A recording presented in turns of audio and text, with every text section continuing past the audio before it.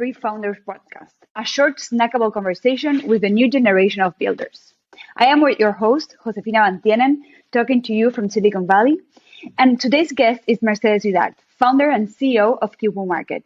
How are you, Mercedes?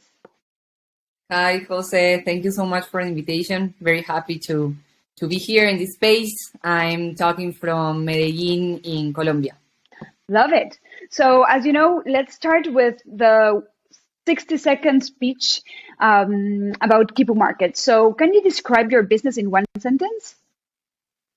Sure. We are building a digital decentralized bank for the informal economy in Latin America. So what is the problem that you're solving? Yeah, in Latin America, there's a $1.14 trillion funding gap for the informal microbusinesses. And what we do is supporting these microbusinesses to grow. They are basically stuck in being a micro and not able to grow into an SME. And what is your specific solution for the problem? We create a platform where these microbusinesses can upload what they are selling. And by doing so and uploading their everyday transaction history, we start assessing their creditworthiness in an alternative way. And we offer working capital for them to access supplies. And also we connect them with the sellers of these supplies they need for their business. So we are a suite of financial services for these microbusinesses. Excellent. And how many clients you're going to have at the end of this year? Yeah, by the end of the year, we expect to have 3,000 active clients. By now in the platform, we have more than 10,000 users. But yeah, by the end of the year, we expect to have 3,000 active clients with an active credit line that they are paying month by month. Excellent. And what is the craziest thing you've done for QuipuMarket? Well, I came to live here, right? Like I'm an Argentinian living in Colombia. I'm here 100% because of my startup. And I migrated. It is the fourth country that I live. And I came to live here just because of Quipu. So I came with no friends, no family, nothing, just by, the motivation of building this startup and being on the ground and really understanding the user. So that's the crazy thing. Excellent. Thank you so much. So that was a perfect pitch. Thank you for that. Now I want to understand a little bit more about, how does Web3 add value to your solution? Yeah, when you have a fintech, you need to think, and when you have a fintech that lends money, actually, you need to think from where the money is coming, right? Like you need to access capital because capital is our supply is money, right? That's what we sell. So basically, to do so, we found out that building a protocol on blockchain, this is a better way of getting capital faster at better rates from anybody in the world that want to invest in these micro businesses. We give yields to these lenders. And at the same time, by building this protocol, we are backing a token that we give as rewards to our users for their behavior on the platform. So in a way, when the economy of our users grow, then both tokens grow, right? The lender's token and at the same time, the user's token and ourselves as a startup, right?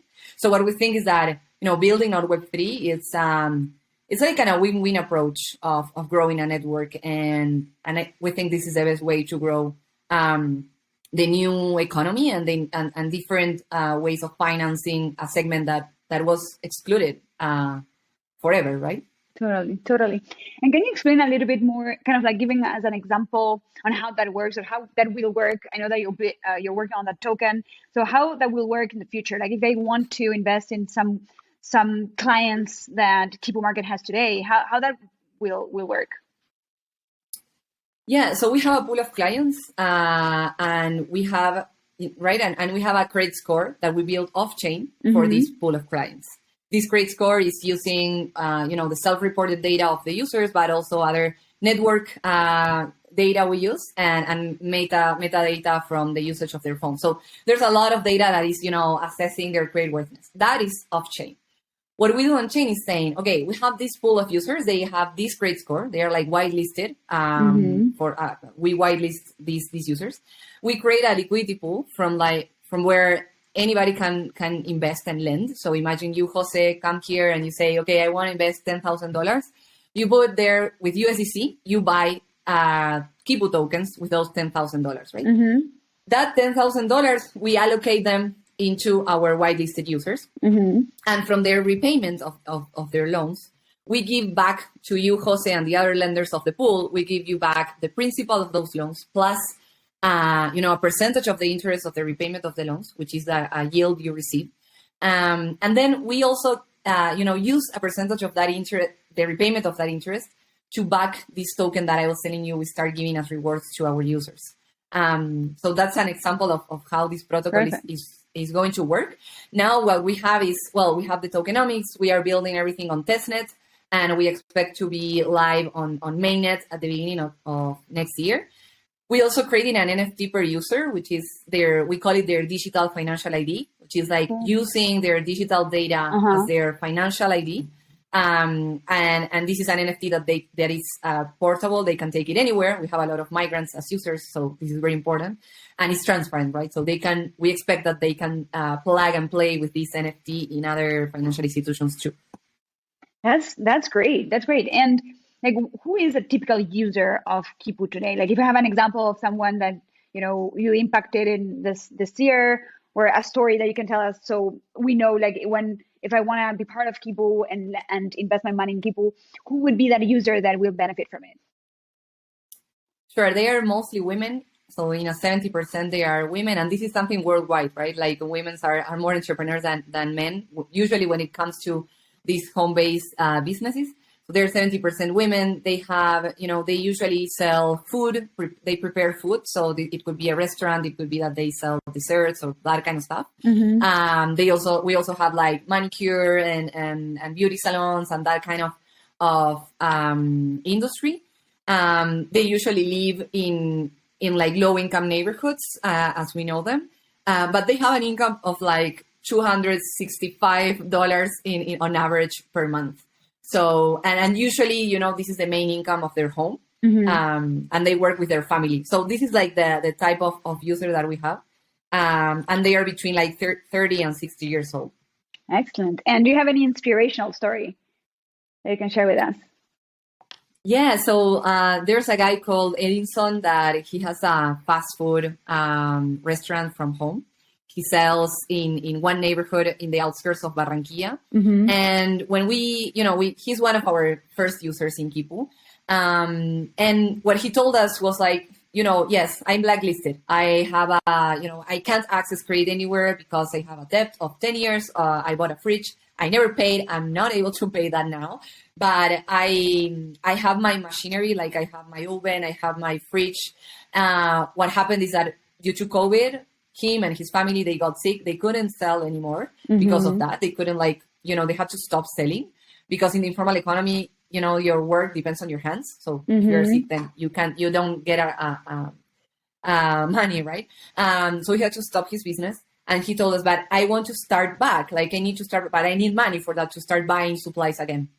So we told him, okay, upload your business on Quipu, start building your like sales history, like start saying to us who are your customers, and if they back you, if they respond for you, so if your network is real, then we will do your credit score and let's see. So we made his credit score. We gave him his first loan with us, and now he's in his third loan. Wow! Already accessed like $1,000, and he's back on business. So I think that type of stories tells us like there's so many people left behind. We just need to find other ways of assessing, their creditworthiness, creditworthiness actually.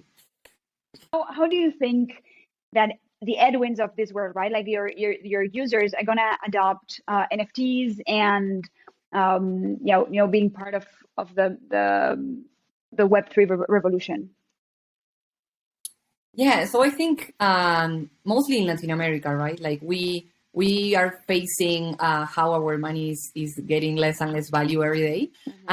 So everybody kind of know what is crypto and what is a stable coin. Like anybody, it doesn't matter where you are, you kind of know or you heard about it. Okay. But what we are doing with Quipu is that everything we are building, the user is not seeing that. Like that's on the on the back end. They are not seeing that there's a blockchain or this is like crypto. What they see is that they're Quipu points, because now we already built this app We build it up as Kipu points on our platform. It is a loyalty program system.